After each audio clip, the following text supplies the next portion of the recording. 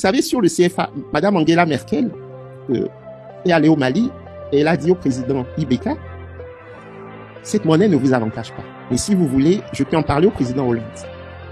Et Ibeka lui a dit, attendez madame, parce qu'il y a des élections au Mali bientôt. Il faut que je règle cette affaire d'abord. Vous voyez? En fait, le Nigeria ne veut absolument pas d'une monnaie unique pour l'Afrique de l'Ouest.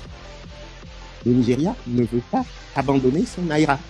Parce que la monnaie nigériane permet de gérer les problèmes politiques internes du Nigeria. En particulier le transfert des ressources des régions riches du sud du Nigeria, les régions pétrolifères, vers les régions sahéliennes du nord du Nigeria. Sachant que le pouvoir politique au Nigeria est au nord. Ce sont les Haoussa qui ont le pouvoir politique.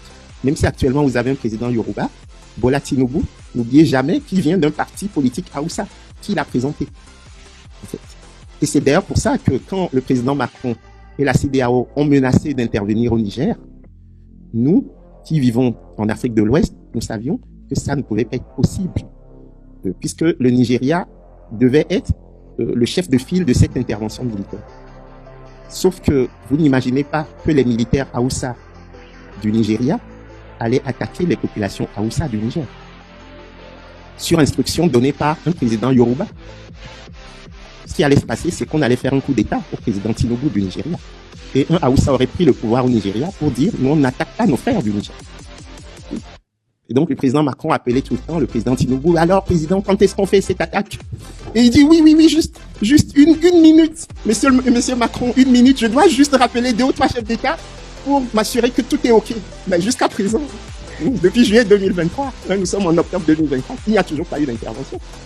À mon avis, les présidents Macron et Ouattara, en décembre 2019, à Abidjan, ont fait une erreur fondamentale, c'est d'avoir dit que la monnaie qui va succéder au franc CFA va s'appeler ECO, sachant que la monnaie ECO est l'agenda de la CEDEAO depuis pratiquement 40 ans.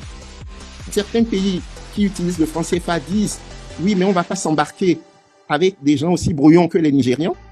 On ne sait pas comment ils gèrent leur pays, pour faire vite. » Et les Nigérians qui disent « Oui, mais les francophones, en fait, ils sont à la botte de Paris et de l'Élysée.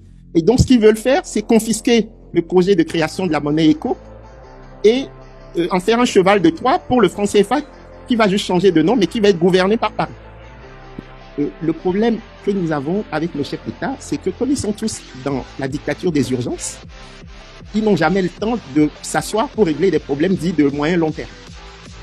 Pour eux, le long terme, c'est une succession de court terme.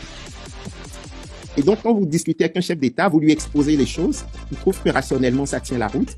Il dit oui, mais dans le pays voisin, il y a des élections présidentielles dans 3 mois.